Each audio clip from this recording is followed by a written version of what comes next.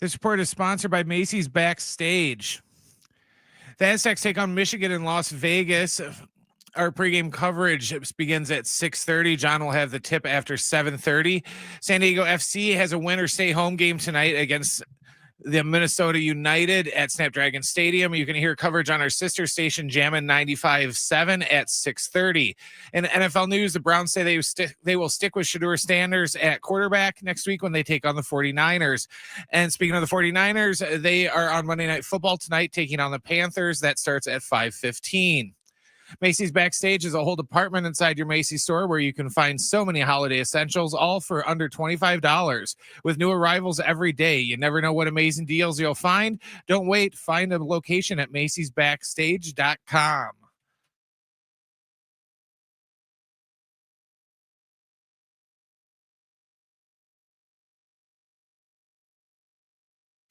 It's Jon and Jim. Let's face it, in your particular field, you're the top minds. Your favorite pair. Interesting job you guys had. Very smart and very modern. They are Jon and Jim. That's all you need to know about me. The Aztecs magic season continues. Handoff Washington, and he is near the goal line, and he is in for the touchdown. They're going to finish the regular season perfect at home. We get into what the game means and what's on the line Friday night. Plus, a wild NFL Sunday. Down the left sideline for Winston, who makes the catch at the 15. Jameis reaching, fighting it is in for the touchdown. While Brian Dutcher and the fellas take on number 7 Michigan at the Players Era Festival. We'll talk about it all with Jon and Jim. All right, San Diego and Southern California, what's going on? This is hour one of Jon and Jim. And it's going to be a unique show because I'm in Las Vegas. Jim is off for the entire week, and Jonathan Rifkin's going to be in later this afternoon on Jon and Jim from 4 to 6 because, well, I can't be in two places at once. So we've got San Diego State basketball coming up from Vegas. I'm looking at my hotel room right now, see the Vegas Strip and the Sphere, and it's a gorgeous day. And I think all Aztec fans are excited for what's to come this week, especially off what happened last week. Obviously, that loss to Troy on Tuesday night, that bitter taste. See if San Diego State can kind of make amends for that coming up this week in Las Vegas, Nevada. It's obviously a huge sports night in general. You just heard Brent talk about it, where you've got San Diego State and Michigan, which, again, is such a marquee profile game when you think about it. I mean, the Aztecs, all the preseason expectations. The Michigan Wolverines are 7th in the AP poll. There was actually a new AP poll today, so I don't even know if they moved from 7th. But, here's this, top 10 team with Final Four aspirations. Then you have like the additional storylines of Brian Dutcher, who coached for Steve Fisher. They won a national championship at Michigan back in 1989. They later coached in a couple of national championship games in the early 1990s. So there's all these like storylines. And Dusty May, who's the head coach at Michigan, who was the head coach at FAU. Like, I'm just getting started. And there's a million storylines.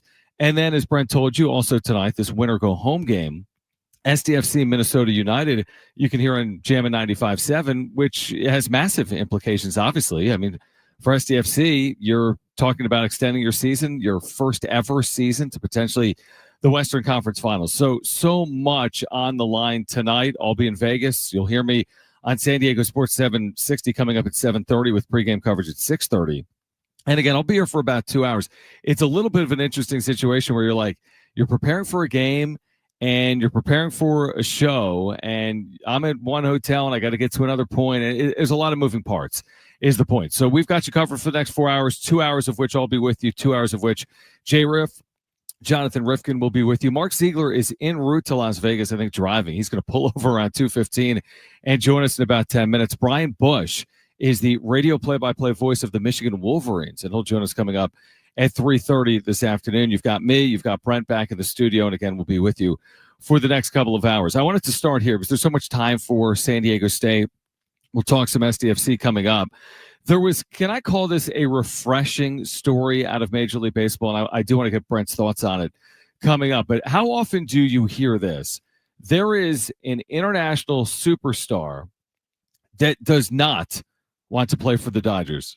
You heard me right. There's an international superstar, Imai Tatsuya, or it's actually a Tatsuya Imai, I believe. It's shown both ways if you follow Major League Baseball.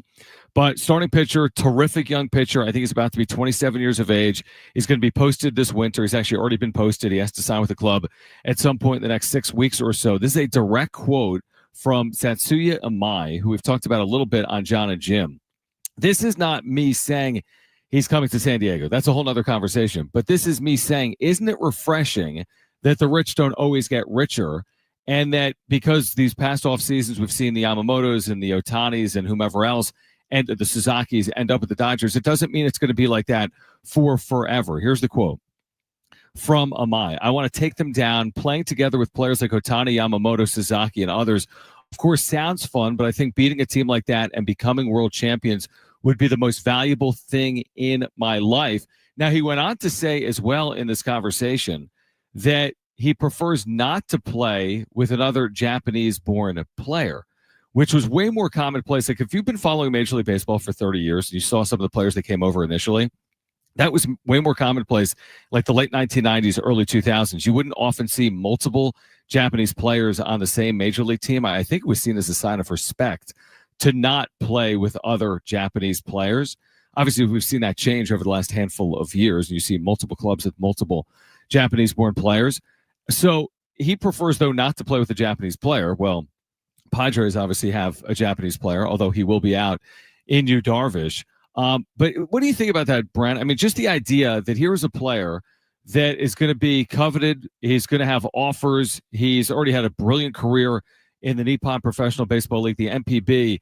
And here he is saying, I don't want to join the LA Dodgers. I want to win, but I want to do it by going through them. That would be more rewarding than joining them. What do you make of that? It's bound to happen sooner or later. You know, they're not all going to, be like, oh, I got to play for the Dodgers. We all, to where eventually the Dodgers just become, the Team Japan, World Baseball Classic team. So I think it's kind of refreshing. And also, I think from a money standpoint, he doesn't want to share sponsorships. If he goes and say he plays for the Dodgers, he's going to have to fight for, all those Japanese sponsorships with all the other players on the team, where say if he went to, he won't go to like Cincinnati or someone, he'll go to somewhere like at least decent. Say he went to Seattle or something, he would, be the only Japanese player there. So he would have the market, and he would be, the face of the Mariners as far as like the Japanese market went, besides Ichiro, of course. But, he would be the face opposed to just another guy if he played for the Dodgers. Yeah, I think that's an interesting way to look at it. I mean, here's the deal. Because obviously we always look at it through the prism of the Padres, and we spend like 90% of our time talking about the Padres.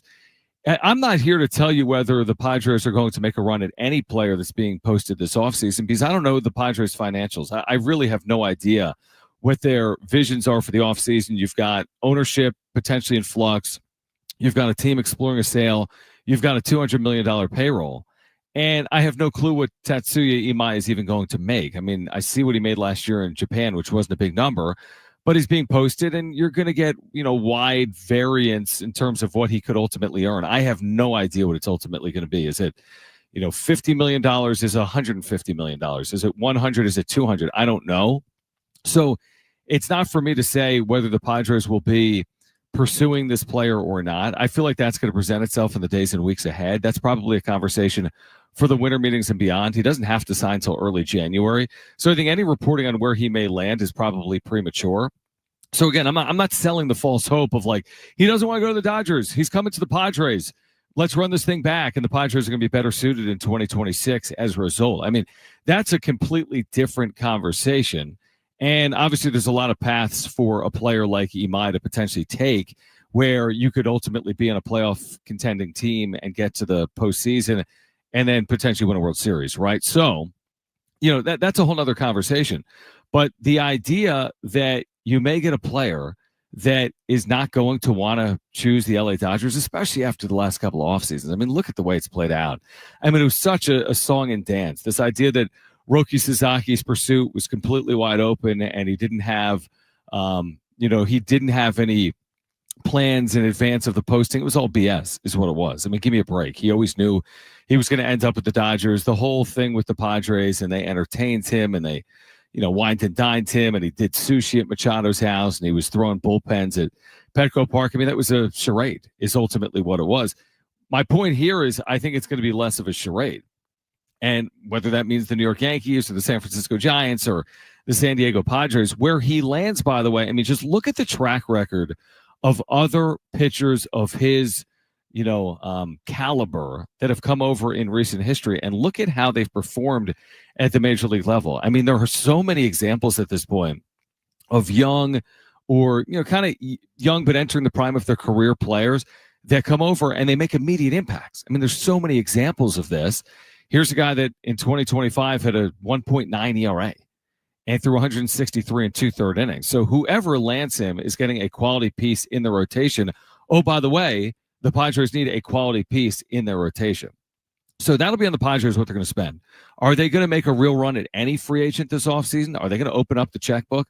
Are they going to spend, 20 plus million on a player per year? Are they going to spend 75 million or more on any player in terms of the overall contract? That's a conversation probably for the winter meetings or another day, but it is somewhat refreshing again to hear that Imai may have an interest in joining a team other than the LA Dodgers. All right, we'll get back to it. Mark Ziegler en route to Las Vegas, where San Diego State's playing Michigan. Coming up later on tonight at 7:30, a game you'll hear right here on San Diego Sports 760. Massive game with implications. We'll preview on the other side. Mark Ziegler from the UT. This is Jon and Jim just underway. San Diego Sports 760. Stay with us.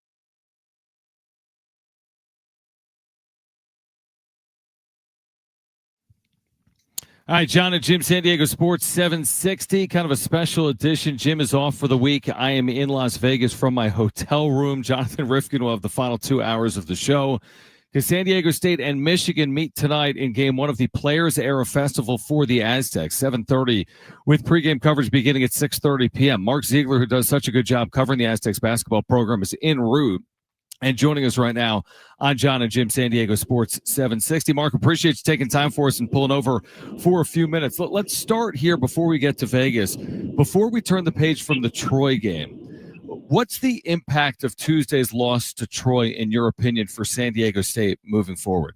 Well, it's not good, but it's not quite as bad on Thursday as it was on Tuesday, because they went up to USC and played into a triple overtime game. And even though Troy lost that game, I think just in the minds of a lot of people, it kind of legitimized Troy in a sense, and showed that they're really actually a pretty good team. And I also think one of the key points of it all too is, okay, it's going to be a quad 3 loss on their resume, which is not good at all. It's going to say Troy, and I think the people in the selection committee will say, oh, yeah, that's that team that took, USC to triple overtime 2 nights later. That was crazy. Yeah, they're pretty good. And so maybe there'll be a little bit more leniency for that than there otherwise would be. So I think in that respect, it's not quite as bad. But look, slice it and dice it any way you want. It's still a bad loss. Mark Ziegler joining us right now against San Diego State and Michigan coming up tonight at 7:30. So, Mark, you've watched Michigan. You've prepared for this game like I have. Their sheer size is a problem for most teams in the country. That includes San Diego State, and the Aztecs have size. How much of a challenge is it when you see guys like Mara, who was at UCLA, obviously Axel Lendenborg we've seen before. There are others, Johnson, the 6'9" sophomore. There's just so much size. Can that be overcome? Yeah, I mean, the one good thing is San Diego State does have some size. They have a lot of bigs and a lot of fouls to give in there, and it's athletic size. A guy like Farrell Compton should have a pretty good game. This is right in his wheelhouse. It's going to be physical. The refs will probably let a little bit more go than usual. Miles Heide has some size. Of course, they now have Magoon Guaf, who's a 7'4" man. They can put Thakbor out there if they need some more length. Jeremiah Odin is, 6'8", 6'9". So they don't have as much size, but they're not really that far off. So I think it actually is a better matchup for them than Troy was. I know that sounds weird, but in terms of size and physicality, I'm not talking talent, but just in terms of the size thing and the style of play, I think they're better suited for it. It's kind of interesting, like styles make fights, and it'll be interesting to see how San Diego State deals with this Michigan team here tonight. How do you think the Aztecs come out? You've been at practice since Tuesday. What do you think the response to be to what transpired at Viejas Arena? I mean, I think they're going to be focused, but I think they would have been whether they'd won that game or not. I mean, this is a chance for them to play a top 10 opponent. They've been looking forward to it since it was announced July 1st that they were going to play Michigan. I don't think there's any reason for them not to be motivated. They're in a city that they've always played well in. They've always done well in these MTEs. So I think there's a comfort factor. They're in their time zone. Michigan's going to be outside their time zone. Michigan probably is going to look past them a little bit, just human nature, because they play Auburn second, and Auburn's the team that knocked them out of the NCAA tournament last year in the Sweet 16. It's a loss that was really kind of bitter for them, and they've been thinking about all summer as a coaching staff, and for all those players who returned, about half the roster. So there's a lot of reasons why I think San Diego State will come out well. For me, I don't think the question is going to be, does San Diego State play well? I think they will. The question for me is, how well does Michigan play? I mean, if Michigan plays at the height of its powers, there aren't very many teams, if any, in the country that can beat them. They are that talented. But they haven't played that way so far this year. They've had some questionable wins. They've a couple games that came down to the wire. They've turned the ball over too much. They haven't shot it well from three. And so there's a lot of question marks around them at this time of the year. I think in February and March, they're going to be a different beast. But right now, they might be gettable. I love a good storyline. Mark Ziegler is with us, and there's so many here, just like the overarching Brian Dutcher's career at Michigan. Dusty May, Brian Dutcher, Final Four 2023. Just the second all-time meeting between the Aztecs and the Wolverines. Is that at all? I mean, do you find that interesting? Like I do. You know, Brian Dutcher spent so much time at Michigan. It obviously didn't end the way that anyone thought it would with Coach Fisher and Coach Dutcher. And here we are kind of 25 or 30 years later, and some of it remains a little bit of a talking point, doesn't it? I think it does. I think it was a bigger deal when they went back to Ann Arbor because Brian Dutcher had not physically been inside the Chrysler Center since he left in 1998. And so I think that was a big deal. And playing, against a team coached by a player he recruited, Juwan Howard. So I think I don't want to say there was complete closure, but I think it gave a sort of a sense of closure a little bit. And it's fun just listening to talk about it the other day. Yes, it's still it has meaning to him, but it's just sort of memories now. It's not the same kind of bitterness. And I think a lot of that was sort of flushed when they went in 2021. I think the really interesting storyline here is Magoon Guath, because remember, he went in the transfer portal, and Michigan was one of the two teams he talked to, Michigan and Kentucky. And he talked to him, more than once, he told me, and considered going there and considered being on that team and decided, no, my heart was at San Diego State and stayed. I'm really interested to see how he plays and what he feels like he wants to prove to them and maybe them to him a little bit too. So I think that's another of those storylines you talk about that just really makes this game pretty intriguing. That is fascinating. I want to get your thoughts. Forget the result against Troy for a moment, because again, we've discussed it. But the way Magoon played in the game, and it wasn't perfect, but for him to not play for however long that was, from the North Carolina game until coming off the knee surgery, and to step into that arena, so to speak, and perform like that, that was pretty remarkable. His performance the other night, wasn't it? Yeah, I look at it. There's two ways to look at it. And the one is exactly what you said. It's incredible. I mean, it's 7 months after surgery, 10 days after being cleared for his knee, for full contact, having not played in the game, just practicing a little bit and coming out and be able to have that kind of impact. It really bodes well the rest of the season. If he can do that, he did it in 28 minutes, but really the last 8, he was exhausted. In 20 minutes, he basically had 20.7 rebounds and 3 blocks. And that's pretty impressive. You imagine what's he going to be able to do in 30 when he's fit. And but the flip side of that is, and as a basketball player, it's just this weird dynamic. We joke about all the time. I play in this men's league and play with some guys who've been playing for years. We're older now, so that means we get hurt. And there'll be guys who have a month-long layoff or 2-month layoff. The first time you come back, you cannot miss. And it just happened to me. I had a layoff, came back, I was fine. And then the next time you play, there's kind of some issues. And a lot of it, I think, is mental, because when you come back the first time, you have no expectation. In fact, your expectation is, I'm going to suck and I'm going to struggle, and it's going to be a game rhythm thing. And you just go out there and play loose and free. Don't try to do too much. And anything that happens is good, and it builds your confidence. And so now there's a level of expectation, I think, in the back of his mind that, I need to have 20 and 10 and 3 blocks every night. And so that's the next battle he's going to have to face. So I could see it going both ways. I could see him building off that, but I also could see that weird basketball thing where the next 2 or 3 games, he kind of struggles a little bit and then he really picks it up. So I have no idea what it's going to be, but it could be either of those. And so I don't think we should be surprised one way or the other how he plays tonight.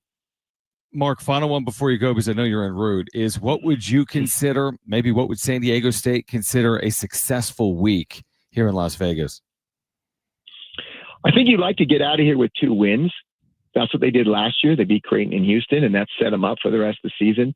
It just takes the pressure off of everything else. You can kind of play a little bit more relaxed, and I think they probably played a little bit too relaxed sometimes against lesser opponents last year and got them in trouble and barely made the tournament, but they still made the tournament because they blew out Creighton and they beat Houston. Getting 2 wins would be great. I think they have a great chance against Oregon. I don't think Oregon is as good as last year, and I think they were significantly better than Oregon last year in all facets of the game except for on the boards. That's the game that really stuck in their craw. Of all the games they played last year, I think that's the one that the players wanted back the most. And when they got a chance to play them again in this tournament, they were excited, and I think they'll be, no matter what happens tonight, they'll be fired up for that game. So if you can get one of these first 2 and you go into game day 3 with 1 win, 3 games in 3 days really plays in the hands of a deep team, and that's what they have. And a team that knows how to scout on short rest, a coaching staff that knows how to sort of distill a game plan down into 5 or 6 key points. and get that across to the team. And so I think they have a lot of advantages on that third day, no matter who they play. And you saw it last year. It wasn't 3 in 3 days, but you saw the third game against Houston. Houston looked a little bit worn out. The Aztecs were fresh, partly because they flew home, which they can't do here. But I think there's a good chance if you get out of here two wins, no matter who they're against, you set yourself up for the rest of the season, taking the pressure off. The disaster, of course, is going 0-3. And 1 and 2, you're still sort of okay. You got a shot at Arizona later. You're still in the mix for an at-large berth. Yeah, I think that's well said. How far out are you? You're en route, right? About halfway, so I should be there about 5. I'm hoping. Sounds good. Safe travels, Mark. Appreciate you stopping for a few minutes to talk to us about the game, and we'll see you tonight, all right? Yep, see you at the arena. Bye. All right, great stuff from Mark Ziegler from the UT. We'll switch gears to San Diego State football and SDFC coming up. Jon and Jim with you until 6 p.m. I'm here in my hotel room until 4. Jonathan Rifkin will take over from 4 to 6. Jim has the week off. On the other side, we'll hear from Sean Lewis. Plus, coming up at 3:30, Brian Bush. He is the Michigan radio play-by-play voice for men's basketball. He'll join us coming up at 3:30. This is Jon and Jim, San Diego Sports 760, live on the iHeartRadio app.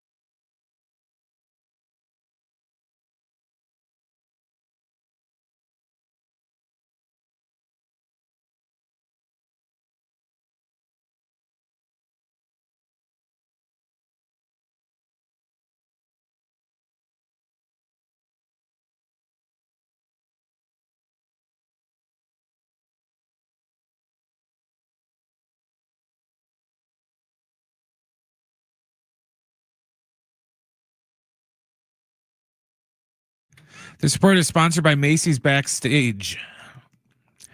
The Aztecs take on Michigan out in Las Vegas tonight. Our pregame coverage starts right here at 6:30. John will have the tip around 7:30. San Diego FC has a winner stay home game tonight at Snapdragon Stadium when they take on the Minnesota United. You can hear coverage on our sister station Jammin' 95.7 at 6:30. In NFL news, the Browns say they will stick with Shedeur Sanders at quarterback next week when they take on the 49ers. And speaking of the 49ers, they take on the Panthers tonight on Monday Night Football. That kickoff is set for 5:15. Macy's Backstage is a whole department inside your Macy's store where you can find so many holiday essentials, all for under $25 with new arrivals every day. You never know what amazing deals you'll find. Don't wait. Find a location at macysbackstage.com.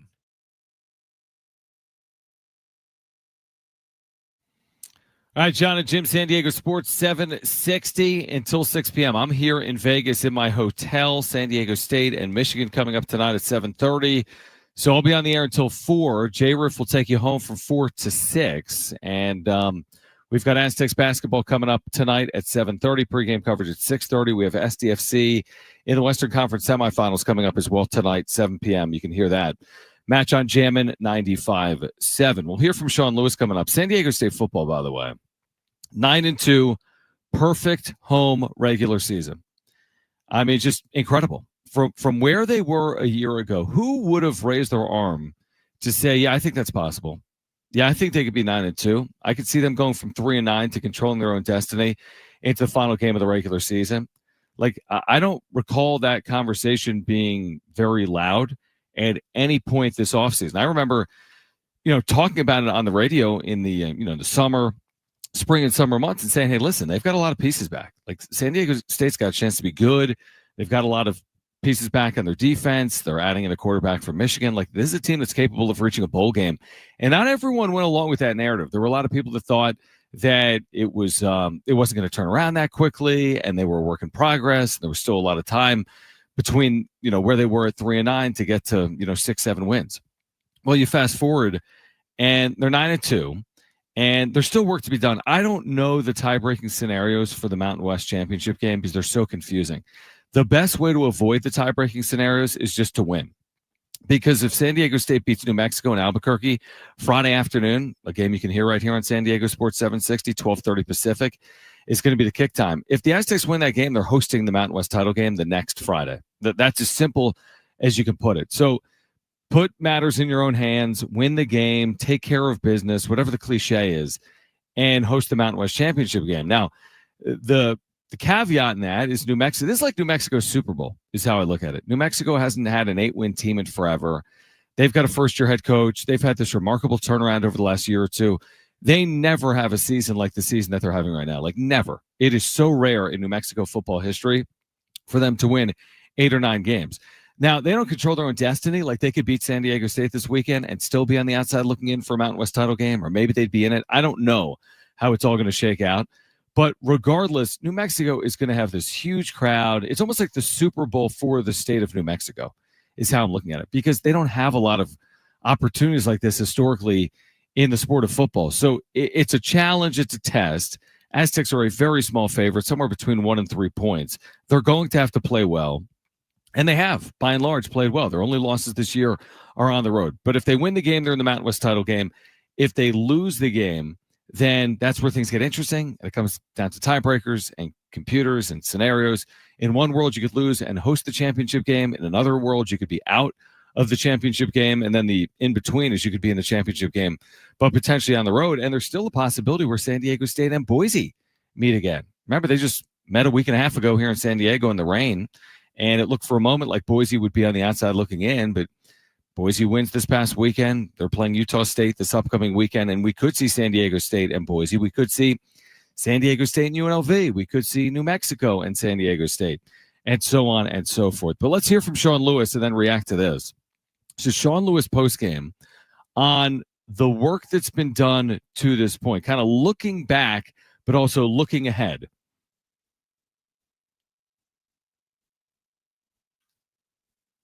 All right, our computer froze. So we'll hear from Sean Lewis in a second on what he said post-game after the Aztecs. I mean, the Aztecs kind of dismantled San Jose State. San Jose State scored 3 points. This was a team that had the fourth best passing offense in the country. They played 3 quarterbacks. There was an injury to their starter. Then the second quarterback had cramping. They moved the ball, but they weren't able to score, essentially. And San Diego State just kind of wore on the Spartans. An odd game. It looked like the Aztecs would have chances to score more than 25 points in the game. They had a dropped 50-yard touchdown pass in there as well, but they ended up winning convincingly and winning going away 25-3. The amazing story there is that the Aztecs this year have allowed fewer than 7 points per game at home. The entire year, they've allowed fewer than 7 points per game at home. And they're like top 3 in total defense this year in terms of points allowed. All right, here with Sean Lewis on looking back and looking ahead. All the work that we've done is great. And the reward for all the work that we've done is more work. And like that, but that's life, right? Like you do a really good job in the entry level job. Like congratulations, you get the promotion, you get more work. Then you do a really good job in that job. Like congratulations, now you manage more. Like, and so I hope, if nothing else, these guys learn to appreciate that the work is the reward, right? Like we got to continue to do this work at a really high level. And no matter what we're feeling or what we're thinking, right, there's work that needs to be done to our standard and get it done in that space, right? And again, there'll be a time and there'll be a place and there'll be a space that we'll be able to, relax for a moment, right, and really reflect upon what we've done. But this is a special crew. And again, you look at all the work that's happened from a year ago, to this point, and the way that guys have, reaffirmed their commitment to what we were doing, the way that they stayed in the building, how that led to us being able to acquire the talent that we needed in certain holes and certain gaps that we felt that we filled, the development of players that were already in the building to step into the roles that we needed them to fill, the way the staff has continued to grow and connect together. It's led to some really beautiful complimentary football that led to a great evening tonight to be at 9-2, and all that's well and good. And I can keep waning poetically about it, but it doesn't matter. We got to get better. And there's another opportunity, another opponent that's waiting for us in, a short order here. He's done an amazing job. Talking about Sean Lewis, San Diego State's second-year head coach. I mean, it's kind of incredible when you consider where they were in the second half last year. I mean, they lost 6 consecutive games to finish last year. They did not play well. I think Sean kind of spoke directly to that this offseason, even to start the year, saying like it wasn't the standard. It wasn't acceptable. I think at one point even called it embarrassing the way they played down the stretch. And they have completely flipped this thing on its head, and they've done it in the conventional Aztec way, with defense and special teams, because their defense and special teams have been terrific and carried the day. They've overcome injuries. They've had injuries on the offensive side of the ball, including a quarterback. They've lost a couple of really talented wide receivers, but the same, results keep coming. They keep winning at this very high level. Chance to take care of business, clinch a home game for the Mountain West title game coming up a week from Friday if they beat New Mexico in Albuquerque on Friday afternoon. And again, there are still scenarios where San Diego State is hosting or in the Mountain West title game if they don't win in Albuquerque on Friday, but just take care of business. Find your way to win. Again, I don't think it's going to be an easy game, but a great opportunity for San Diego State coming up Friday afternoon at 12:30 Pacific. All right, Brian Bush is going to join us coming up at 3:30. We're in Las Vegas. He is the play-by-play voice of Michigan men's basketball. He will join us coming up at 3:30. In addition, I don't even remember if we touched on it or not. I think we briefly touched on what Michael Kay said during his radio show in New York in last Friday. He talked about the possibility of the Padres trading Fernando Tatis Jr. I have more thoughts on that, and I'm going to share those with you coming up at 3 p.m. So, again, Fernando Tatis Jr., is there really a scenario where the Padres could trade him this offseason when you consider everything that is playing out right now? Is that a possibility? We'll get to Is That Good, the best and worst of the sports weekend on the other side. Brian Bush will join us at 3:30, but again at 3 p.m. Is there a scenario where the Padres move Fernando Tatis Jr.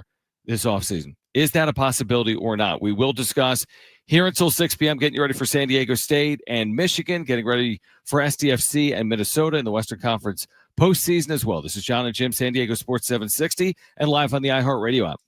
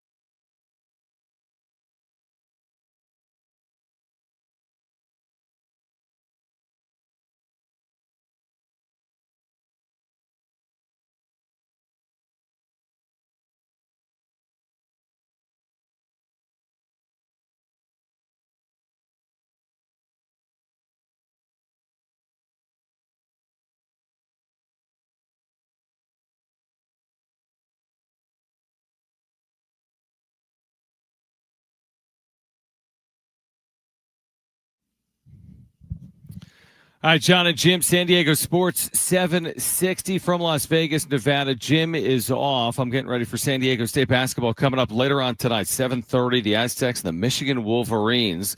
We'll catch up with more on that game. We'll preview it with Brian Bush, who is the Michigan radio play-by-play voice. He'll join us coming up at 3:30. Some thoughts on what Michael Kay had to say on his radio show on Friday in New York City about the possibility of the Padres trading Fernando Tatis Jr. We'll get to that as well. And again, we're here until 4 p.m. He's coming up at 4 p.m. Jonathan Rifkin, J-Riff. He'll be back. I think he's in San Diego, right? I think he's in studio. Coming up, he's in right now. So he's going to be in at 4 p.m. right here for me and Jim coming up on San Diego Sports 760. Does he want to chime in? Is he like literally sitting down in the studio? He is. He's putting his headphones on right now. Okay, he's putting headphones. I'm putting him on the spot. We have not John talked. Schaefer. I was going to say, we haven't talked on air or off air in forever. You texted me. I don't even remember when it was, and I meant to get back to you. It was a couple of weeks ago, and you're like, we need to catch up. I'm like, yeah, I agree, and we haven't caught up since. Well, I didn't know that you agreed. All I got was a heart, which is fine. Oh, it was a heart emoji. Which, by the way, look, getting a heart from anybody is never a bad thing. But I did. It's been a while. I've been thinking a lot about you. I've been listening to you basically every week. Admittedly, more of your play-by-play than of your radio show, but I do tune in. I do tune in from time to time. Your voice is very it's very meaningful to me. It gives me energy, and so I felt the need to text you, and then I got a heart in response. Well, okay. Well, we do need to catch up off air, but since I have you on air, what do you have in store for us coming up at 4 p.m.? As I'm heading over to the Mandalay Bay, which is a little bit of a production because I'm staying elsewhere, and you pack up the equipment, head over to Mandalay Bay. You know how it is, of course, as a play-by-play guy. So I'll be heading over to the Mandalay Bay at 4 p.m. What do you have in store for us from 4 to 6 today? Well, we have two great guests. We're going to have Will Brinson coming on for his weekly chat, Monday Night Football preview. He had some very interesting picks for this upcoming week's NFL slate, so I'm gonna press him about that. Ooh. And then coming up in hour number 2, my buddy Drew Ferris. He played football in the NFL. He is a long snapping coach and a football analyst. We're going to have him on. He has some very unique perspectives of where we sit. And then peppered around that, we're going to talk about, of course, SDFC's match tonight.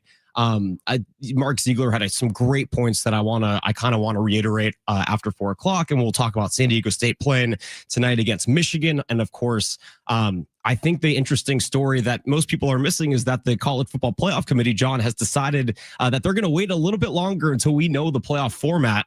And I have some thoughts about what the playoff format may or may not be could affect future Pac-12 schools. Ooh, I like this. All right, so that's coming up at 4 p.m. I haven't touched a ton as of yet on SDFC. Obviously, win or go home Monday night, Snapdragon Stadium, sellout crowd. Jammin' 95.7 will have it for you 7 p.m. with pregame coverage at 6:30. I guess it's kind of like finger crossed time of year, right? Because it's win or go home, but the winner advances to the Western Conference Finals in this like pinch me season so far. Yeah. For SDFC. Where do you think, John, in the array of San Diego sports moments, where does tonight rank? You're just saying in general or specifically? Yeah, I mean, it's a West. You are a brand new soccer team. I mean, we're in the era of expansion teams, right? The Valkyrie making the playoffs in the WNBA. We saw the Golden Knights win the NHL championship. We've seen the Kraken make the NHL postseason. Like, we are in the era of sports expansion team, not dominance necessarily, but relevance. San Diego FC has been dominant. But like to be where they are hosting this semifinal, like you said, Monday night, this amazing stadium in front of what has been an incredible crowd all season long. It's got to be up there as on a pedestal of some of the greatest already in San Diego, right? Just by the implications alone. Yeah, I mean, no doubt. I mean, it's tremendously impactful. I think ultimately, if they end up playing for an MLS Cup, and I'm getting ahead of myself, but if they end up playing for an MLS Cup, you're in like a storybook type of situation, right? Like something that somebody would write, and it doesn't even seem believable. Like, hey, here's this expansion franchise that was picked to finish 15th in the Western Conference at like MLS.com that has put together like the most ridiculous first season in the history of professional soccer in America. So even right now, you could make the claim that this is ridiculous in terms of their success and accomplishments.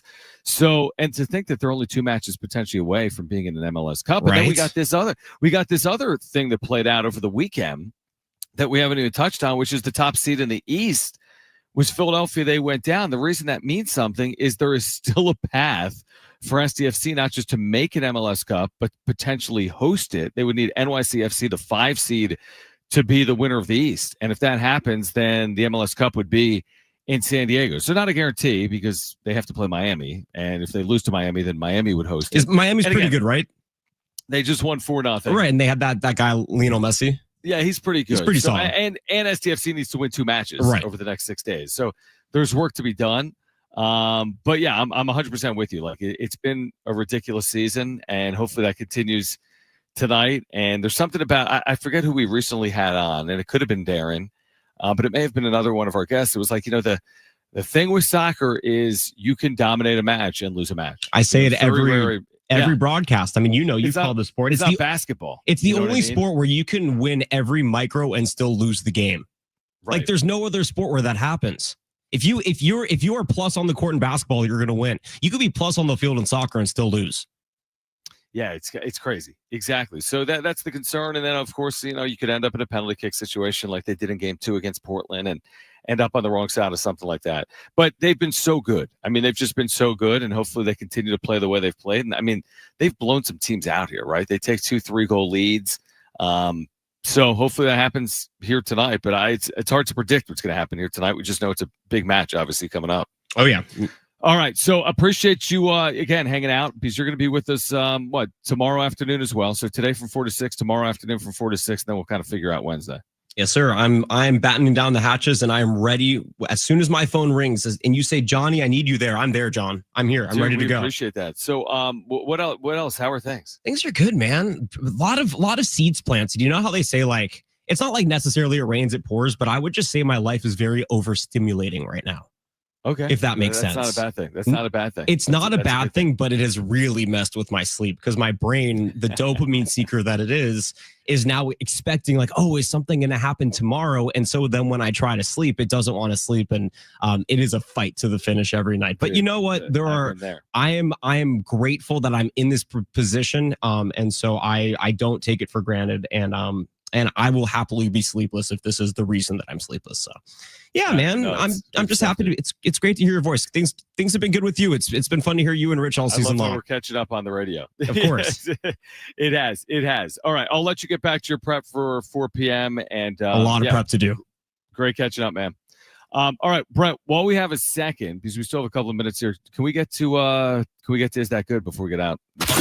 Is that good? Wilcox, snapper, Huber, holder from 29 yards away. Oh, he missed it badly. Kick on the way. Boswell. That's a winner. The good and bad from the sports weekend. All right, some thoughts on, again, Fernando Tatis Jr., what Michael Kay had to say about him coming up at 3 p.m. But is that good? I'll get us started here with this. San Diego State, I touched on this maybe 15 minutes ago. An amazing home regular season where they go 6-0. They blow out their opponents. They've outscored opponents at home by over 100 points. And they allow just 41 points in 6 home games. That's an average of 6.8 points per game in 6 home games this regular season. Brent, is that good? Yeah, just utter dominance. Whether it was, Cal earlier in the year, a P4 opponent, or, Stony Brook, an FCS opponent, or, Boise State in the rain, or just the other night against San Jose State. It's just been, no matter who they've played, they have played really dominant football at Snapdragon Stadium this year. All right, switching gears to the NFL, J.J. McCarthy's been awful. He completes 12 of 19 passes this week against the Packers. He throws for 87 yards. He's picked off multiple times. He's sacked 5 times. He's having a miserable rookie season after missing all of last year due to injury. Is that good? No, it's no good. Are you kidding me? Like, I don't know what the future looks like for J.J. McCarthy in Minnesota, but I don't think it looks very good based on how this has played out in 2025. And then finally, in the NFL, the Chiefs overcome some deficits against the Colts and win in overtime. They keep their playoff hopes alive. They're 6-5 overall, kind of in position to be in position. And depending on how you look at that, is that good? It is good! All right, so the Chiefs, Brent, might be on their way back to the postseason in 2025. Wasn't easy yesterday, but 6-5 overall, beat the Colts at home. And again, still not in perfect position, but in better position than they were probably 48 hours ago. Well, yeah, if they didn't come back and win yesterday, they were essentially screwed. They weren't going to get in at all, which is kind of funny because Tony Romo brought up during the broadcast yesterday about how, every year of Mahomes' career, he's made it to the AFC Championship game. And then, like, with about 20 minutes to go in the game, he was in danger of not even making the playoffs. So I don't know. I think I don't care if they make the playoffs, but I want them to be in contention down the stretch. So at least makes things interesting. I won't want to be eliminated already. 100%. It'll be interesting because of where they are right now. I'm with you. I mean, I don't know if they're going to make the postseason or not, but I look at their schedule remaining. We talked about it last week. I mean, there's certainly a path for them to the postseason. All right, on the other side, we'll kick off hour 2 of Jon and Jim by talking about what Michael Kay had to say on the radio in New York about the possibility of Fernando Tatis Jr. being traded. Coming up at 3:30, Brian Bush, radio voice of Michigan men's basketball, will join the show. We'll preview tonight's matchup between the Aztecs and the number 7 Wolverines here in Las Vegas, Nevada. Here until 4, then Jonathan Rifkin's got you from 4 to 6, so don't go anywhere. Hour 2, Jon and Jim, San Diego Sports 760, and live on the iHeartRadio app is next.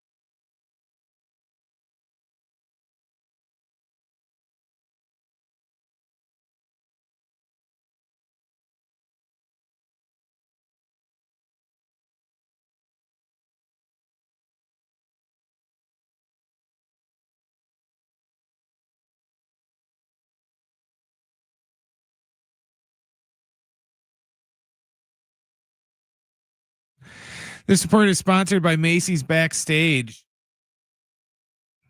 The Aztecs take on Michigan in Las Vegas tonight. Our pregame coverage starts right here at 6:30. John will have the tip around 7:30. San Diego FC has a winner stay home game tonight at Snapdragon Stadium when they take on the Minnesota United. You can hear coverage on our sister station Jammin' 95.7 at 6:30. In NFL news, the Browns say they will stick with Shedeur Sanders at quarterback next week when they take on the 49ers. And in other NFL news, Tampa Bay said quarterback Baker Mayfield has confirmed an AC joint sprain in his left shoulder, but showed no additional damage, according to ESPN. But Mayfield's status for Sunday's game against the Cardinals remains uncertain, but they don't think there's going to be any long-term effects. Macy's Backstage is a whole department inside your Macy's store where you can find so many holiday essentials, all for $25 with new arrivals every day. You never know what amazing deals you'll find. Don't wait. Find a location at macysbackstage.com.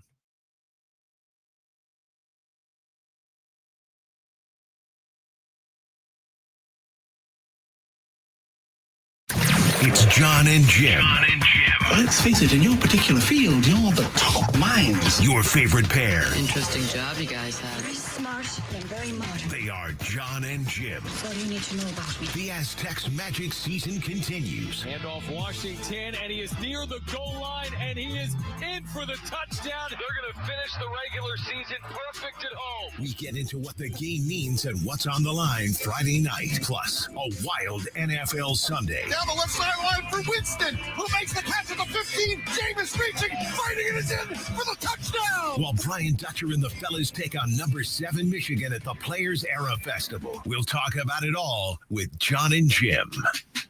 All right, San Diego and Southern California, what's going on? This is hour 2 of Jon and Jim with you until 6 because J-Riff is going to be filling in for me and Jim from 4 to 6. He's in studio getting ready. Jim is off this week. I'm in Las Vegas, Nevada, because once we hit 4 p.m., I'm going to, Brian, tell me if this is the right analogy. I'm going to like Clark Kent it. Is that when you like change outfits? It's like Superman? Yeah, kind of. Kind of. So I'm going to, like, if you're watching me on the live stream right now, I'm wearing a Padres cap and like a Jordan hoodie. Well, the second this thing ends, I mean, I don't even know. I got to pack up the equipment, probably a quick shower, race over to the arena at 4:30. The thing is, what a lot of people don't understand, specifically Jim, arguably Brent, is like there's like it's a whole process. I can't just go from here, and J-Riff gets this, and then be on air at 5 p.m. Like, it's way too risky because you got to get in an Uber, you got to get to the arena, you got to get a credential, you got to find out where you're setting up, you got to make sure you have power. You know what I mean? There's all these factors.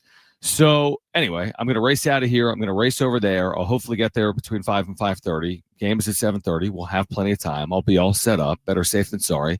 The recurring nightmare that play-by-play guys have, and I know J-Riff is shaking his head right now, is that you are watching a game being played while setting up your equipment. Like, I've literally had that dream, or the dream that like I'm on a plane or a train or a bus and I'm heading for a location and I don't have the equipment.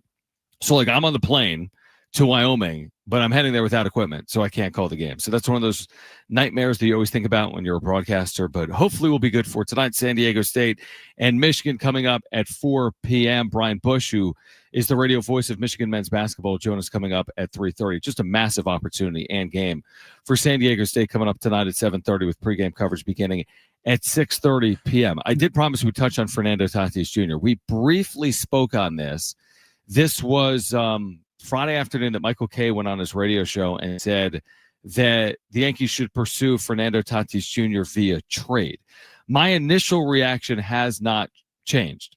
My initial reaction was, well, first I scoffed at it, then I thought about it, and I still feel the way I felt on Friday here on Monday. And there's a couple of reasons as to why I feel that way. One of which is something that Brent actually made me aware of earlier this afternoon, which is, you know, you've got a situation where the owners of the Yankees are saying, we don't want payroll to go up. We actually want it to go down. That's Hal Steinbrenner, the son of George Steinbrenner, saying that they don't want to have a payroll that's over $300 million. He has previously said it wasn't sustainable to have a payroll over $300 million. The direct quote is, would it be ideal if we went down with the payroll? Of course. He went on to say, though, but does that mean that's going to happen? Of course not. We want to field a team that we know could win a championship. But he has said before, it shouldn't take $300 million to win a championship. You look at their salary commitments for next year, they're already pushing $300 million.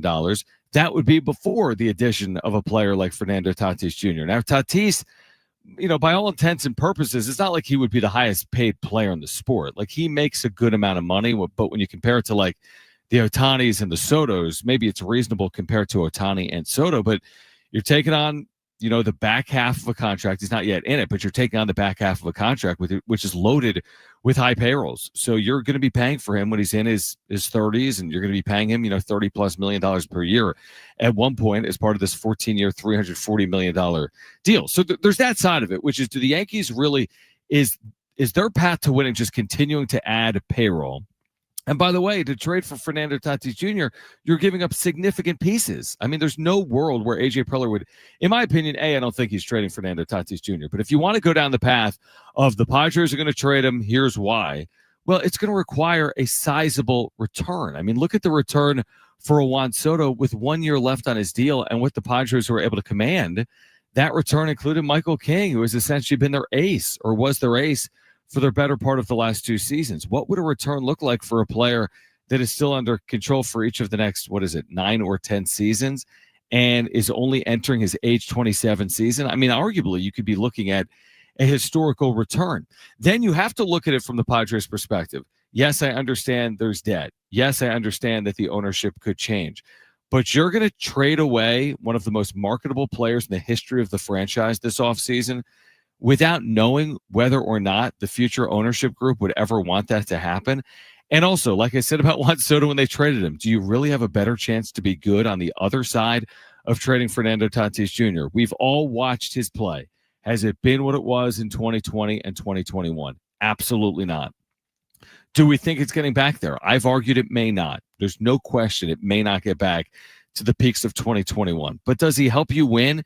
That's indisputable. It's completely indisputable that Fernando Tatis Jr. can help you win, and it would be a sizable loss. Now, what do you get back? Does it make your roster more well-rounded if you were to move him? But what are you saying to your fan base if a couple of years ago you move Juan Soto, a couple of years later you move Fernando Tatis Jr.? What does it mean for your overall payroll, which no Padres fan wants to see come down? Again, there's been reporting, maybe not directly from AJ Preller, but there's been reporting from Kevin Acee, our Padres insider, saying that the Padres don't have an interest in trading Fernando Tatis Jr. His reporting suggests that it's basically shot down the idea of trading Fernando Tatis Jr. The one thing we know in sports is you never, ever, ever say never, right? It's not a no chance ever scenario, but I just find it extremely unlikely. And I also think when you're coming off a season after drawing 3.5 million fans, that a reason why you're able to do that is you're bringing back your stars. Guys like Tatis, Machado, Merrill, not necessarily Bogarts, but Machado, Merrill resonate. They play every single day, right? Pitchers, Joe Musgrove's the San Diego kid. He's beloved, obviously, in the city, but they don't play every day. You don't go to Petco Park every single day to see Joe Musgrove. He pitches every 5th or 6th day. You do go to Petco Park to see Fernando Tatis Jr. race out there to right field and to see Manny Machado, obviously, and Jackson Merrill, and so on and so forth. So I just think that you're asking a lot of a fan base to, coming off the disappointment of the way you exited this postseason, that, hey, trust us, we're going to move Fernando Tatis Jr. too, even though we've kind of publicly said, maybe not directly, maybe not directly said we won't trade him, because they don't directly say anything, but you've implied and conveyed that he's going to be a Padre. He signed a statute contract. Now, he needs to live up to that statute contract. That's on Fernando Tatis Jr. And I'm not saying that at some point he couldn't be traded. Of course he could. We might look at ourselves in 1 year or 3 years or 5 years, and things change. It's very hard to predict that far into the future, even a year's time from now, but certainly 2 or 3 years from now. That's like a lifetime of change potentially in professional sports. So I'm not saying that something couldn't change in the future, but it feels like if you were to move him now, well, I do think you'd get, an outstanding return considering what I've been talking about. I also think you're not selling at a high. I'm not saying you're selling at a low, but I don't think you're selling at a high.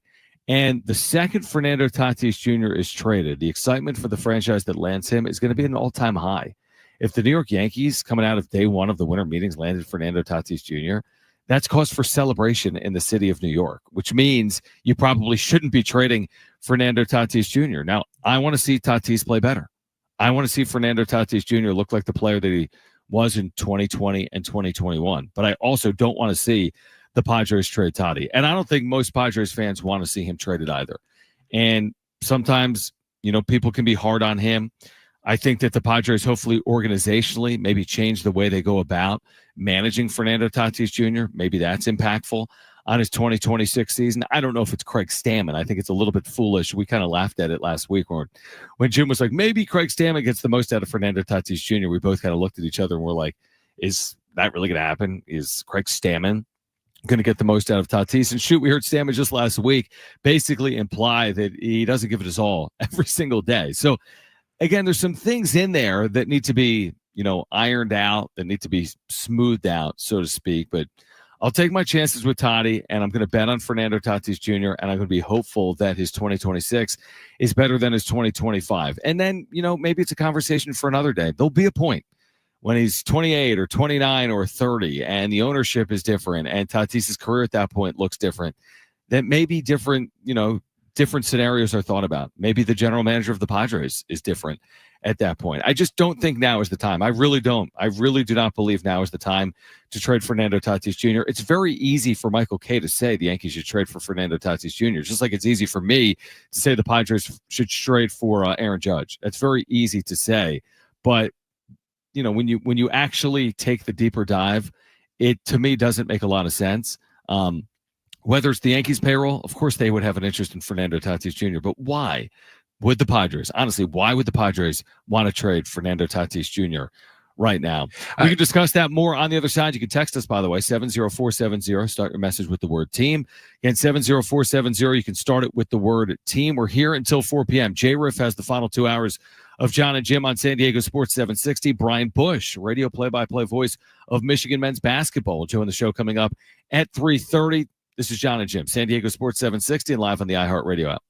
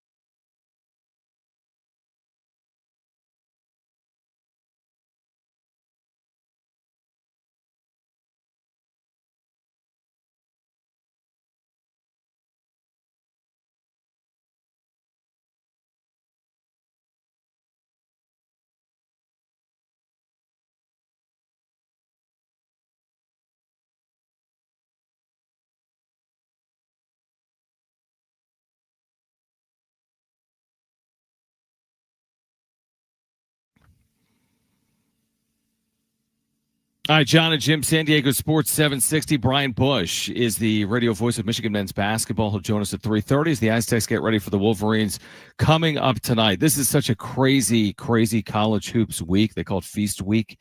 I'm watching behind me. I'm watching Maui on a screen. I'm watching Players Era tonight. I mean, it's just insane. I mean, if you're a college hoops junkie, this is like the best week outside of March, is what I would say. Did Chaminade win? What's that? Did Chaminade win? Are they in it this year? I think they are in it. I think they're in it every other year. I'm watching Boise State and USC. J-Riff is shaking his head yes, so they are in it this year. What's that? I said J-Riff is shaking his head yes, they are in it. Yeah, I think they are in it. But yeah, it's an amazing week. If you're a college basketball fan, we'll talk more about it with Brian Bush coming up at 3:30. I want to get back to Tatis in a second, but I just got an email, Brent, from the Mountain West on Mountain West championship game scenarios for football. And it remains insane with 1 week to go. The only thing that isn't insane is if the Aztecs win, they host the championship game, right? If they beat New Mexico, they host the championship game. But if there are a number of teams at 6-2, that changes because there could be like 2 teams or 3 teams or 4 teams at 6-2, and then there still could be as many as 4 teams that are. No, there's no scenario where 4 teams are 5-3. But anyway, there's still a million scenarios. Is the point? I'm looking at something with like 15 scenarios. 15 scenarios with 1 week left. This is the problem when you have a league, and this is not just the Mountain West. This is most leagues, if not all leagues in college football. You've got, 12, 14, 16, 18 teams, but they don't play each other, right? You can't.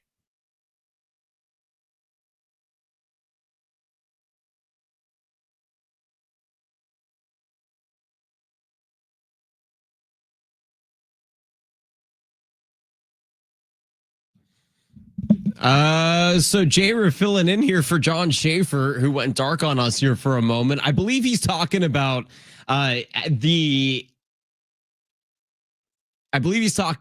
just the intensity of college basketball. Everyone in the league. But some of these tiebreakers are now based on computer metrics. And I'm not a big computer metric guy when it comes to college football. Like, we're going to determine who is in or out of a championship game based on ESPN's FPI. Like in college basketball, that has been accepted for 35 years. I do not accept the fact that ESPN's FPI should determine who is in a championship game. Like, I can't be convinced if San Diego State beats Boise, but because those teams are tied at the end of the season, that Boise is playing New Mexico in a conference title game because Boise has better metrics according to ESPN's FPI. Like, that is completely bogus to me. But Aztecs can take it out of the computer's hands. Oh, I'm getting a doorbell ring. I have to stay on the air because I'm doing a radio show, but I'm getting a doorbell ring. It's kind of interesting. What kind of hotel are you staying at that has a doorbell? Well, they've already cleaned the room. Hold on, Brent. Talk for 10 seconds. Okay. Let me check. John is going to check. Have you ever been in a hotel, J-Riff, that has a doorbell? I've never been in a hotel. I'm not. This guy's getting put up, first of all. Second of all, do you think he's getting another noise complaint? Remember one time he was doing a show and they said he was being too loud? No, I don't remember that. I remember once he did a show where the connection was bad and we were about to quit. Then it turned out the plug-in was right in front of his face like the whole time. Yep. I remember that. So there's a lot of user error when it comes to John. I'm back. Who was it? All right, here's what happened. I don't even know where we were. What happened was, first of all, a lot of hotels in Vegas have doorbells. It's just like, it's like casinos. I've never been there. So, because people pass out in their rooms and they have to wake them up. So you need a doorbell to. Here's what happened. There's a button in the hotel room that says service. So if you hit the service button, they're going to come to your room and, like turn down your room or clean your room. Well, I didn't hit service, but my 6-year-old son, who's at the pool right now, hit service probably like an hour ago before the show started, or like an hour and a half ago. So blame Jones. It's also not great. It took them 90 minutes to get to you if you needed service. Well, it is a bit of a it's a good point. But here's the thing. They've already cleaned the room. Like, I'm not a big clean the room guy. Once I get to a hotel, I'm cool to just like be in the room. Like, right? Like, what do I need? I have a bed. I got my clothes. Do you ever go barefoot in a hotel room? Oh, all the time. Yeah, all the time. Do you think it's crazy if people like not to? I think it's a little crazy because I think they vacuum and clean the hotel. Yeah, but you're still at the mercy of whatever it is other people have done to that carpet. Well, yeah, but I mean, did you sleep on the bed? Yeah, but they're not putting the carpet into an industry grade washing machine. Listen, I'm not now. Do I love like picking up the phone or like no? But I don't use the phone. Who uses a hotel phone anymore in 2020, whatever year it is? So where were we? Okay, the long and the short of it is, the room's already been cleaned. If my wife wasn't with us this week, and if I wasn't with my wife and son, I would never even ask for service. I get here, I sleep in the room, whatever. Like, what do I need cleaned? I don't need my room cleaned. But Kristen likes it clean, so that's what happened. Is Vegas still a mess from the F1 race this weekend? Yeah, a little bit. It is. I got here yesterday, so the day after the race, and I've been here now each of the last 3 years. I want to say right before, after this race. 2 years ago, the Aztecs were in a tournament literally the weekend of the race. Then last year they were here the week after the race, and then again this year. They have it a little bit more down to a science, but yeah, like a lot of like the Ubers and the Lyfts and the taxi drivers, they like know the ways to go, because still some of the main like thoroughfares and roads, like you don't want to go down because there's all kinds of like, I don't know, workarounds and detours. I thought it was hilarious this weekend. I saw on social media that if the cops saw you like stop by a fence and try and take a picture or something, you could get a ticket because you weren't supposed to stop and like loiter and look at the event. But people found like this one spot where there's these two escalators, and it was right on one of the main turns. So all they did was they would just go up the escalator, down the escalator, up the escalator, down the escalator for like hours, to where security had to just sit there and wait. And if anyone stopped just riding the escalator, essentially, then they would try and give them a ticket for watching the race illegally. But I just thought it was funny how they just sit there, up the escalator, down the escalator. That's what I did 2 years ago.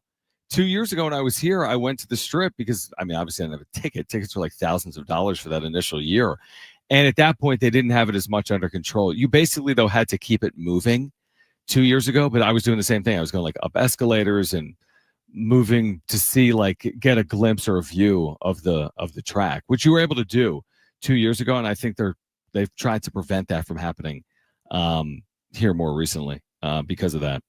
All right, there's a million. I don't even know what's happening right now. Brian Bush is the radio voice for Michigan men's basketball. I think my computer might be frozen. That might be impacting our stream as well. But Brian Bush, radio voice of Michigan men's basketball, gets us ready for tonight, the Wolverines and the Aztecs. J-Riff coming up at 4 p.m.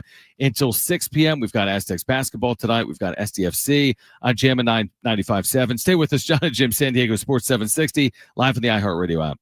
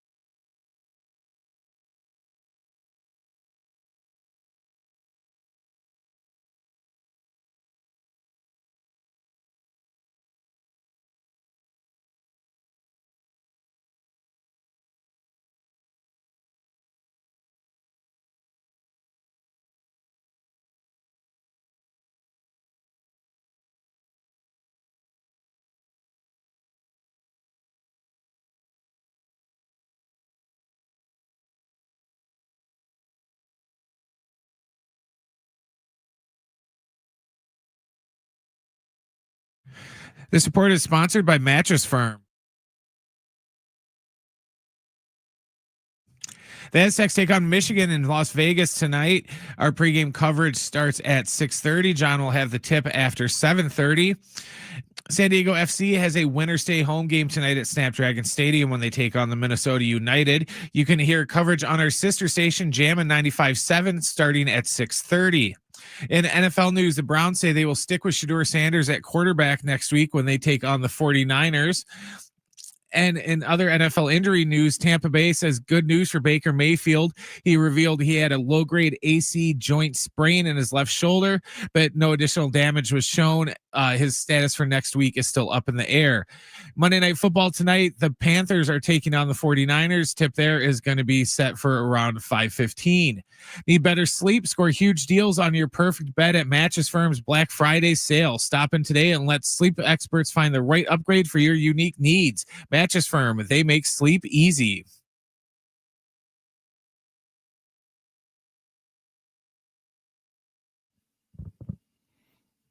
All right, John and Jim, San Diego Sports 760, live from Las Vegas, Nevada. J-Riff, Jonathan Rifkin coming up at 4 p.m. He's got the final 2 hours of John and Jim today. Jim off for the week.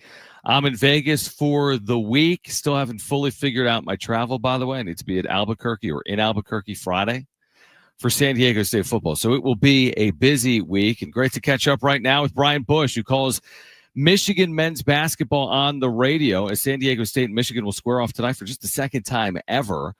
Coming up tonight at 7:30 Pacific, pregame coverage beginning at 6:30 on San Diego Sports 760.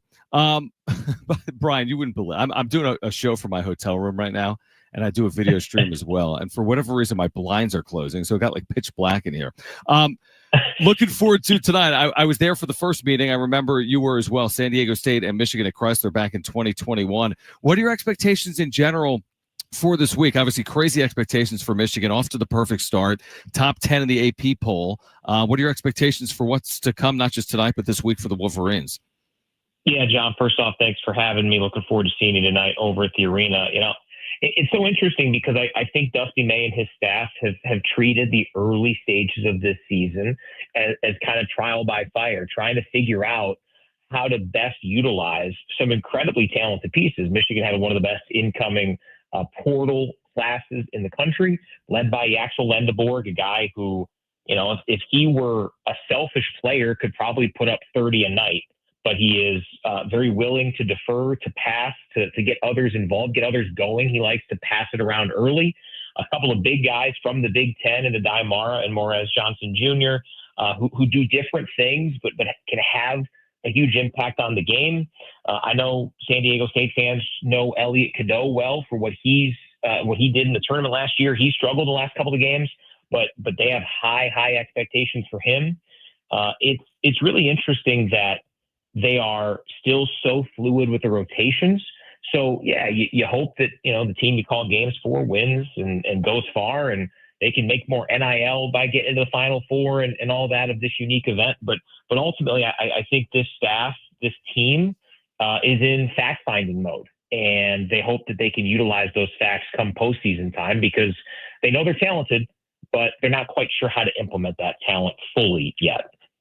Yeah, it's going to be interesting to see it on display. Like you said, I mean, I think one of the more talented rosters in the country, obviously with a lot of resources to put it together. One of the storylines of the offseason, I don't know how closely you followed it, but in the portal was Magoon Guath, who returns to San Diego State. He's publicly spoken on this. We had the beat writer for the Aztecs on earlier from the Union Tribune, who said he spoke to Magoon, and Magoon said he spoke to Michigan multiple times while he was in the portal. I think he spoke with two teams, Michigan and Kentucky, before electing to come back to San Diego State. Do you find that to be interesting or intriguing or a storyline at all heading into this game? I think Guath is the storyline for San Diego State. In terms of his, conversations with Michigan, I don't know how much, because frankly, I think if you're a big man who has some athleticism, you should consider Michigan, considering what Dusty May did with Danny Wolf and Vlad Golden, but in particular Danny, as a 7-footer who ran a 4-5 ball screen, who in a lot of big spots was the instigator, was in essence the de facto point guard of the offense. So with Guath's unique skill set, As a fan of college basketball, and it's easy to say now that I've seen who Michigan has gotten, and they've gotten some good players to fill that interior presence. I'm glad Guas stayed. I think it's good for college basketball. It is, for every player that, has 4 different stops and 4 different seasons, which, Michigan has some guys with that type of MO. I know we're going to see it with Auburn tomorrow, all of that. Like, that's part of it, of course. But, with the Brian Dutcher connection to Michigan and with what he did last year, and especially when it was kind of an unfortunate finish to the season, banged up, not able to really finish the season strong, came back, gritted out that NCAA tournament game. So, yeah, it's not surprising.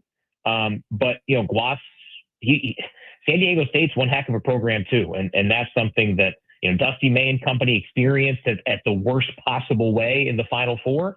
But also just across the country. I mean, how many programs are more consistent and more understanding of what they do than San Diego State? And shoot, I think Guas might be the best embodiment of that and the best talent on this team. Brian Bush with us right now, calls games for the Michigan Wolverines. Aztecs and Wolverines coming up tonight at 7:30 Pacific with pregame coverage beginning at 6:30. I mean, there's just storylines everywhere. I think we talked about this in 2021. There are more storylines now. 2021, it was Juwan Howard, against his former coach in Brian Dutcher. Dusty May, of course, was the head coach at FAU when San Diego State had the most iconic moment in the history of its athletics department, when Lamont Butler hit that shot, obviously, over Nick Boyd, who, by the way, last year was at San Diego State, believe it or not. So we're kind of in that world. Has Dusty at all spoken publicly about facing the Aztecs, what challenges will present themselves here tonight, and then more specifically about going up against Brian Dutcher for a second time since the 2023 Final Four? Yeah, and not so much the actual Final Four game, because it's such a different setting, dynamic, all of that. And I'm sure there's some scars there, of course. But listen, Dusty has talked about since the start what, this defensive prowess from San Diego State. I think it's, maybe the unit that will test Michigan the most during this event and what it does. I'll tell you one more funny story, though, about the unique connections. Every other year, Michigan basketball alums get together in Ann Arbor, have a golf outing, a dinner, raise money for ALS, obviously with Coach Fisher having such a close tie to that. Coach Fisher has come many times. And Brian Dutcher was there in the summer of 23, and everybody's thought, hey, congratulations, that's great. What a win over FAU. And it's just so funny how a year later, everyone was so fired up because the guy who was on the other side of that just took the Michigan job and did what he did in year 1 at Michigan. So, yeah, there's so many intertwining aspects, right? San Diego State's eliminated. They eliminated Amari Burnett in the NCAA tournament. They eliminated the Axel Lendeborg in the tournament at UAB a couple of years ago. It's a really cool, juicy storyline type of a game, and one that I think when you get down to the brass tacks on the floor, what can Michigan's offense do against San Diego State's defense? One that certainly looked good in the first couple games, but showed some issues against Troy that I think Michigan will try to exploit. Yeah, it's funny you mentioned that. So San Diego State, I don't know if they had the same preseason expectations as the Michigan Wolverines, who have been inside the AP top 10, and the Aztecs, even when they started 2-0, weren't inside the AP top 25. But the expectations in San Diego were as high as ever. And the Aztecs have had some terrific teams with Kawhi Leonard and 30-2 in 2020 and a national championship game appearance as recently as 2023. So, from an expectation perspective, obviously San Diego State has high expectations. What was your reaction in seeing that, 108-107 kind of un-Aztec-like game and score the other night against Troy? My question was, did the clock stop working like midway through the second half or something? No, it took me by surprise. There's no doubt, because, something Dusty said to me earlier today was, when you can be that consistently good at something for that long in this day of college basketball, that shows you just how ingrained the culture is. And there are going to be ebbs and flows, and there are going to be good nights and bad nights and all of that.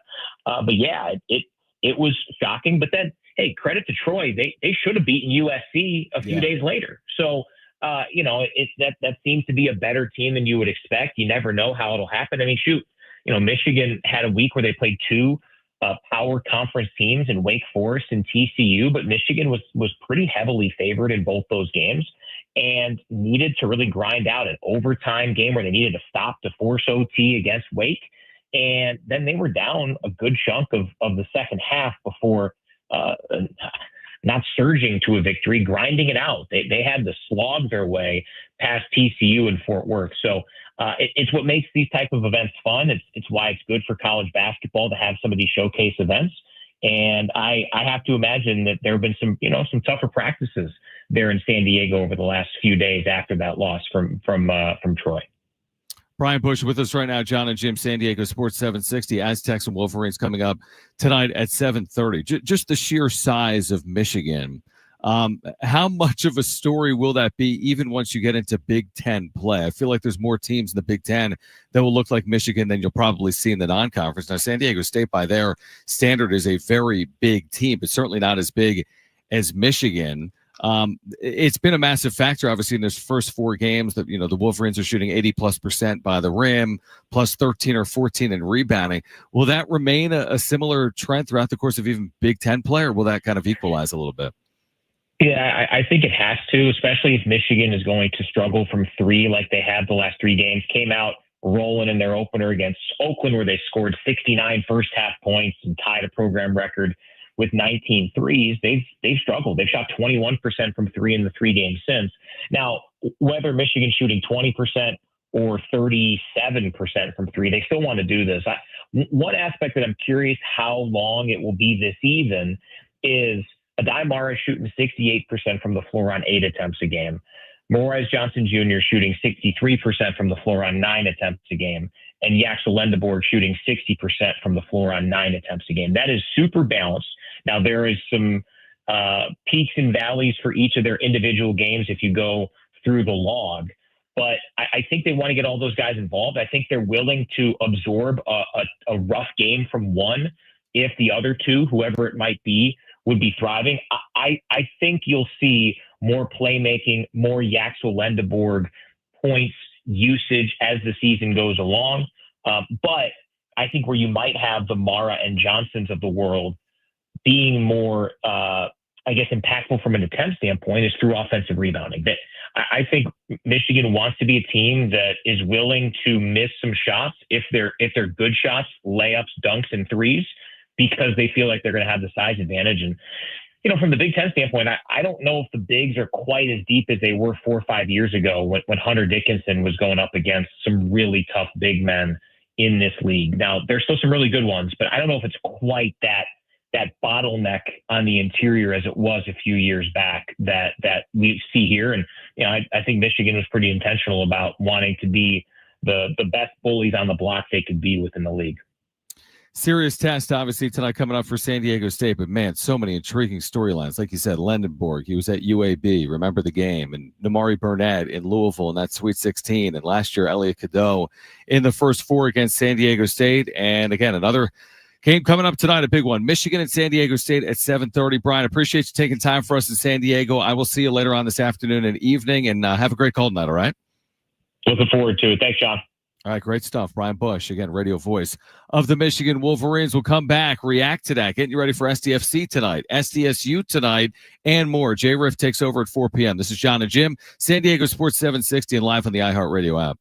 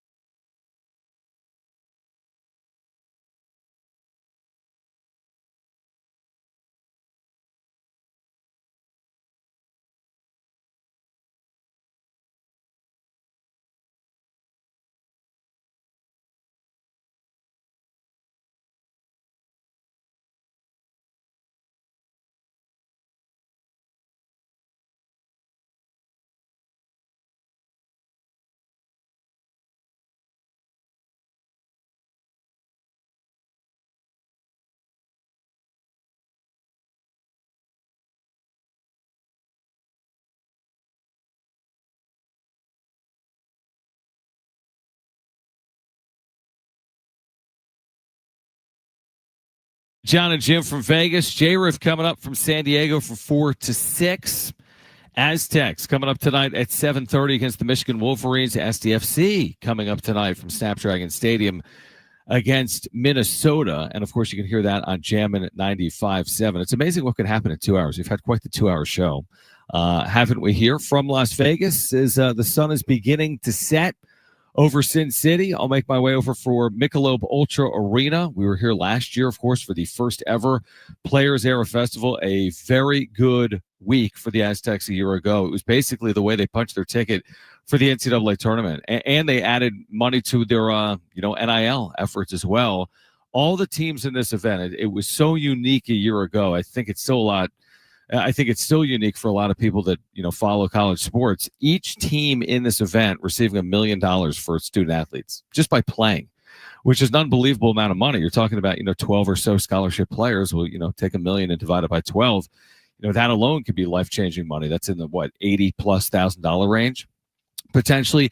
But then the more you win, the more you can earn. And last year, San Diego State in this field finished in 3rd place, beat the University of Houston, earned more money for NIL and rev share. So it was a big win. And then beyond that, if not for playing in Las Vegas, San Diego State would not have been in the NCAA tournament last year. I know it was short-lived. I know they were beaten soundly by North Carolina in the first 4 in Dayton, Ohio, but everyone wants to make the NCAA tournament. And that includes the Aztecs, even with last year's result. But there was no NCAA tournament without playing in this event. There just wasn't, because they had 2 marquee wins, headlined by one of the wins of the year for anyone in the non-conference. That was San Diego State over Houston. Of course, Houston would later play for a national championship. And I think after Houston lost to San Diego State last year, they lost just one additional time before losing in the national title game. So they were one of the best teams in the country. And the Aztecs were able to hang their hat on that win basically all the way to March. And you looked at their resume, and the Aztecs were the second to last team in the field last year. And I don't think they're anywhere near the field without beating Houston. And I think even, with the Creighton win, they're probably on the outside looking in. So last year was Houston and Creighton. This time around, it will not be easy. I remember saying last year it wasn't going to be easy. It's not like those matchups were, easy a year ago against Creighton and Houston, but the Aztecs managed and found ways. They've had so much success in the city over the years, haven't they? Like, if you have followed Aztec hoops through its rise under Steve Fisher and Brian Dutcher, you have witnessed some incredible nights and games in Las Vegas, Nevada, whether it's the Mountain West tournament, whether it's as a road team against UNLV, whether it's last year in the Players Era Festival. They've had other tournaments here as well they've been successful in. A couple of years ago, I want to say they beat St. Mary's in Washington here to win a championship, maybe the Continental Tires event from a couple of years ago. So this has been a great place over the years for San Diego State. A true home away from home is what it's been, but that's not a guarantee of future success, obviously. And it's Michigan tonight, and then it's Oregon tomorrow night at 8 p.m., and then it's a third game either Wednesday or Thursday against another really good opponent, potentially for the Aztecs. There's the doorbell again. There's the doorbell again, gentlemen. What is the deal with the doorbell? Jones ordered some fries. He wanted him to be there when he got back from the pool. Does the privacy light must keep coming on? They're going to come in this room in about 30 seconds. Well, it's not like you're doing anything that, like, they're going to walk in and be like, oh, my God. Unless you are and we don't know. It's Mom and Jones. Okay. What's up, bud? I am on the radio here, and I don't even think I can actually have a 6-year-old on my YouTube stream because I didn't click the button. But there is my son, Jones. Hi. This is off the rails. And my wife, Kristen. To be 6 in Las Vegas, Nevada. All right, good thing is J-Riff is coming up in a handful of minutes. And then I'm going to make my way for the arena for San Diego State, Michigan. Are you going to come to the game tonight, Jonesy? What do you think? Or are you going to the Rainforest Cafe? Live radio, folks. Live radio, folks. All right, Jonesy, give me 1 minute. I will be over to you in about 1 minute. Okay. Okay. Say bye-bye, radio listeners. Bye-bye, radio listeners. We will see you maybe tomorrow, right? Yeah. Okay. You want to call the game tonight? You ready? Or you want to look at these sheets? Look at these sheets with Mama. Just don't write on them. I was wondering who rang the doorbell Because earlier we had the privacy doorbell. Somebody, while I was on the radio, they came in earlier. Okay, good stuff. Good stuff. Bye, buddy. How about that, Brian? Is that a first? No, he was on one other time, I think. Was he on another time? Okay, he's been on one other time. He's been on one other time. I don't even know where I was going with my soliloquy. Just to say, it's a big opportunity tonight for San Diego State. We spent a lot of time on it over the last couple of hours because I'm going to be on the call. Again, if you want to listen to SDFC tonight, looking forward to that as well. That is coming up at 7 p.m. at Snapdragon Stadium. That atmosphere is going to be ridiculous. I wish I could be there tonight because that's going to be a ridiculous atmosphere coming up for the Western Conference semifinals. And with a win tonight, SDFC will be in the Western Conference Finals in year one in program history. An amazing accomplishment. That's on the line tonight at Snapdragon Stadium. And then, of course, we're back here tomorrow at 2 p.m. as well.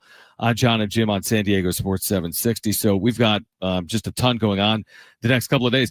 I don't even know if J-Riff is fully aware of this, but he recognizes it because he's had to do it at one point or another throughout the course of his career. I'm going from Vegas to either San Diego briefly to go back on the road for Albuquerque for San Diego State football, or I'm somehow finding my way from Las Vegas and going to make it to Albuquerque. I don't know how. There are definitely direct flights, John.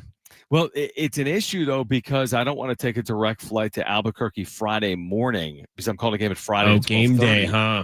And if I'm calling a game Thursday afternoon, which is possible, then I don't know if I can get out Thursday. If I got out Thursday night, it would be with the stop, which isn't the worst thing in the world, and I might have to do it. I haven't even looked at it because I don't know what time the Aztecs' third game is. Oh, Jonesy, stay over there right now since Chris. Okay, sounds good. Let Jones book your flight. Let him decide. Let Jones fly you. Yeah. It's definitely not fine what's going on right now in the room. So, all right, here's what we're gonna do. I'm gonna take a timeout, and on the other side, Jonathan Rifkin's got a whole lot more. Will Brinson is on the show coming up this afternoon. Is that at 4:30, guys, like it normally is? 4:30. All right, Will Brinson, senior NFL writer, CBS Sports, a huge weekend, obviously, that's going to wrap up tonight with Monday Night Football, including that Chiefs win over the Colts in overtime, what that means for the Chiefs and the AFC. So Will Brinson on the show at 4:30. Jonathan Rifkin hanging out with you for 2 hours from our San Diego Sports 760 studios from 4 to 6 p.m. We'll catch up later tonight. Aztecs and Wolverines, and then, of course, SDFC coming up tonight as well on Jammin' 95.7. Keep it here. Hour 3 of Jon and Jim on San Diego Sports 760 and live on the iHeartRadio app. That's next.